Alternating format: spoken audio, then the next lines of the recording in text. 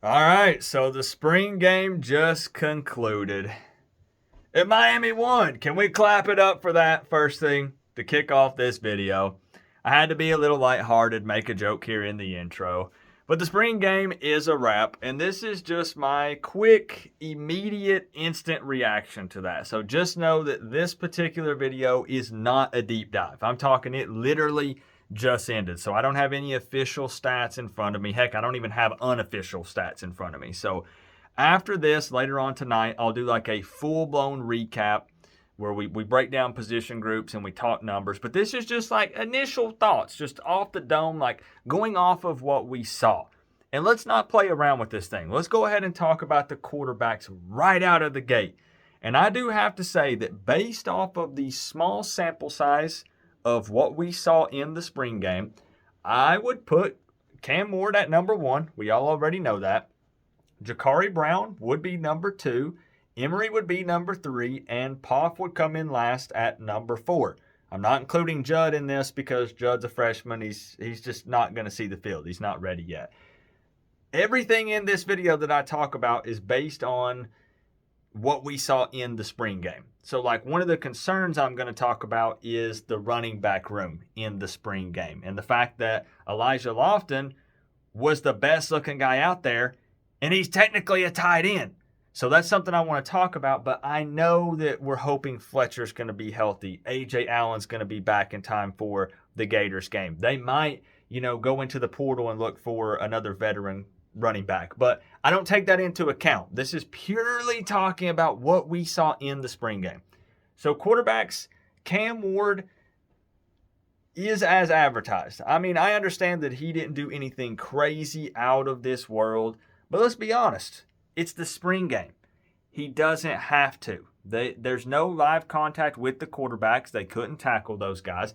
He just needed to come out and make some big boy throws and extend the plays a little bit, and I think he did just that. I know that he had over 300 yards. He didn't throw any picks, which is promising. That's a really good sign. There are some things that he did that looked a little iffy at times, but overall he still got some more time to, get adjusted to this offense and get familiar with the receivers and work on chemistry and stuff. So I'm not worried about that. Miami has their quarterback. I'm very happy with Cam Ward. Jakari came out and did his thing. He had the one that went over somebody's head. He kind of overthrew it a bit. And then I don't really know on the handoff. It was kind of a late snap, and then it was kind of awkward with the handoff. So, that was just kind of iffy all around. But if you were to line them up and you said, Coop, you got to pick right now, I'd put Cam Ward and then I'd put Jakari as his backup based off of just what we saw in the spring. If I'm being honest, the coaching staff already has all this figured out. They already figured all this out in the close scrimmages and what they saw in spring. The spring game is a fan event. But based off that, yeah, that's what I would say. 100%. Poff was the one who really lagged behind. Let's be real. I'm not just throwing shot and throwing shade, but Poff was the one that lagged behind. Emory still needs to work on that deep ball, but those short to intermediate throws with Emory, especially with the wide receivers picking up yards after the catch like they did this afternoon, I really like that, but I still think there's a chance that they don't have Emory in the mix because they want to preserve him. They want to continue to develop him, maybe redshirt him, all that good stuff. So that's kind of the take on the quarterbacks. Deep balls need work across the board for everyone. At one point, they were like 0-6 or 0-7 on deep balls. We need to be able to take those shots deep down the field, and that was a big-time issue early, honestly. Moving on to the running backs. Again, Elijah Lofton is something else, bro. I mean, there's a reason everyone's referring to him as the Swiss Army knife. I hope that he can be that red zone monster. I hope they could line him up all over the place. Receiver, tight end, running back. But he looked like the most promising running back out there, which is wild. He's a big old boy, and he can move. So super promising with him. I know with Trevante Citizen, he had the fumble that Savion Riley created, the transfer safety from Vandy, and I was super disappointed in that. Ball security, two hands on the ball. The run game overall, disappointing. Is it fair to say that? Do you guys agree or disagree? I think the run game, I know the spring game's going to be vanilla. There were a lot of people in my stream that were saying, Coop, this is so uneventful. What am I watching? What's going on here?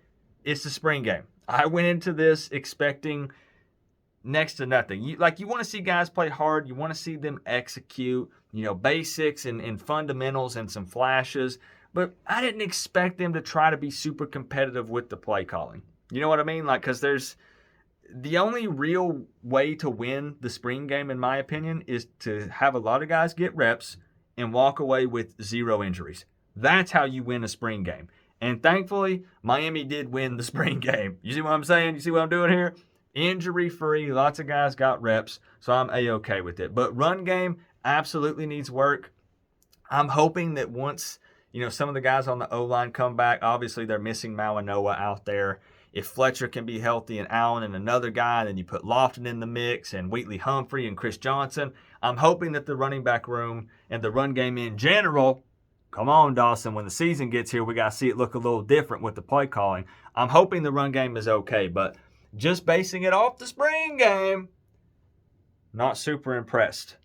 Also not impressed with the defensive backfield as a whole. Same thing applies to each position group with guys being out, but not super impressed. Wide receivers were able to get separation quite a bit. They were picking up yards after the catch. I don't know. They definitely got to work on some things. There was a pick 6, but it was on Judd Anderson, which you expect that guy to, make some mistakes. Andy put everything through with the kicking game. Defensive line really got after it. They were missing Bain out there because, they wanted to be cautious. They don't want any guys getting hurt, in the spring game, playing it safe, which I like. But I feel like if it was live contact, there would have been several sacks in the spring game. There definitely would have been. And both sides missing guys, but the D-line got after it. So a little concerning there with the O-line a bit. Shamar Kirk, man. Shamar Kirk's got some jets. That dude can turn it up. That guy's fast. And I'm really hoping that somebody sets themselves up as that true, consistent, deep threat on the outside. Because Mr. Consistent, Xavier Restrepo, did his thing, exactly what we thought he would do. That massive run where he broke the tackle and yards after the catch, and him and Mish were going at it just like they've been doing all throughout spring practice. It looks like it might be either Shamar Kirk or Horton. Jacoby George came in late and kind of started doing his thing and caught some passes. But somebody on the outside has got to step up and be that true, key word here, this is the part people leave out, key word, consistent deep threat.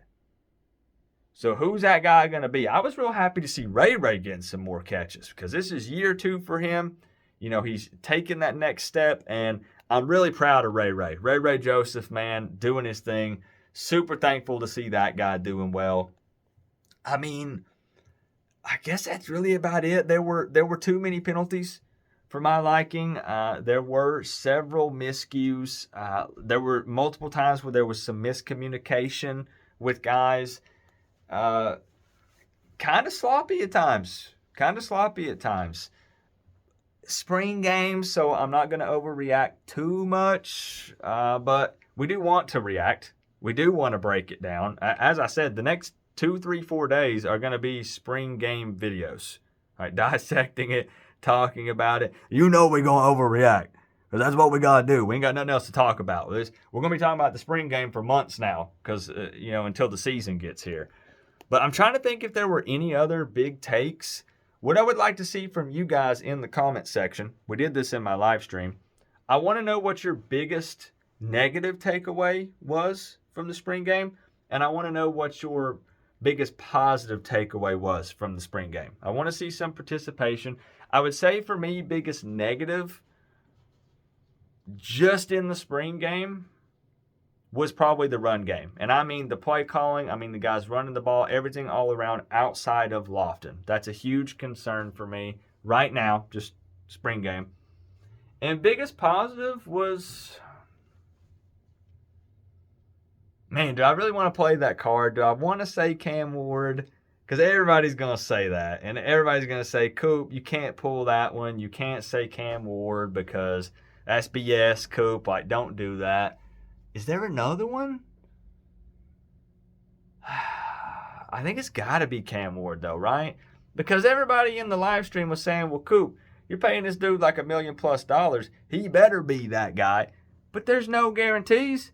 He might have came out in the spring game and thrown 2 picks, and we're all sitting back saying, did we mess up? Because they've been hyping him up all spring, and he looks like trash on the field. So there's no guarantees with that. Just because we pay the man doesn't mean that he's going to come out and perform and be that guy. And he does look the part. Again, there are things that he needs to improve on and get better, and I think he can do that, and I hope he will do that. But that's probably my biggest takeaway, and really happy to see, Ja'Carri Brown taking a step forward and looking good out there. Emery bouncing back from the injury and looking like himself. Still needs to work on his deep ball.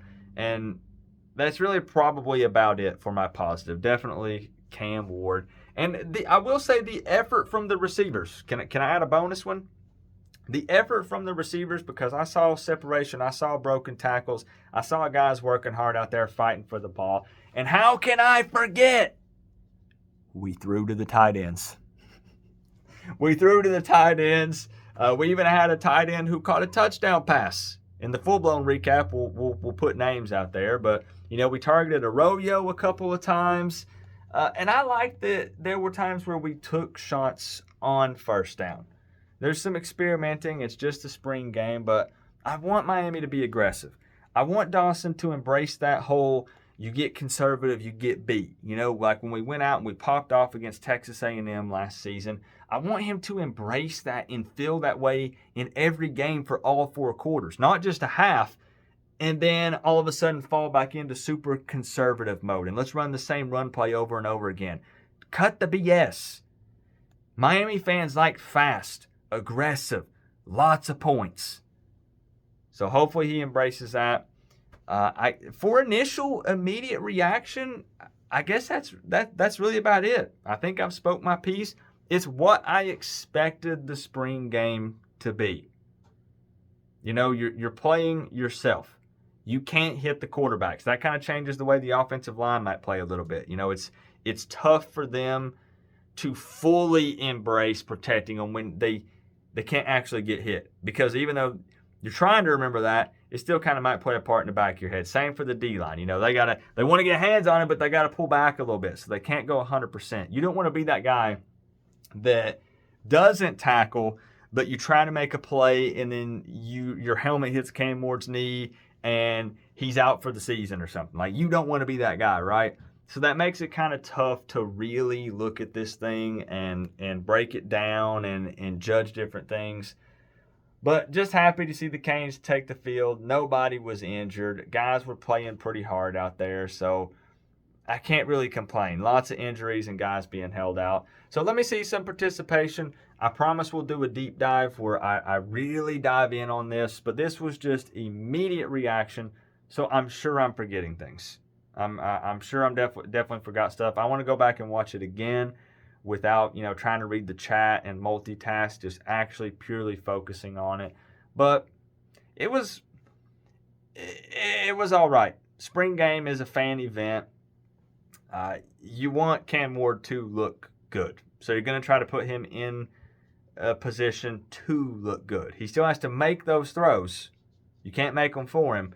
But you want to dial up some plays, and you want to set it up to where the transfer portal QB that everyone's hyping up comes in, and it looks like they made the right move, and he looks good. And I think that win is playing. So let me know your thoughts down in the comment section below. We'll see if we can set this up. I'm just doing it from my phone. Remember, though, guys, we're all one big happy college football family, but at the end of the day, I got to say, it's always better when you get to rep the U. Coach Coop, peace out. I'll see y'all in the next one.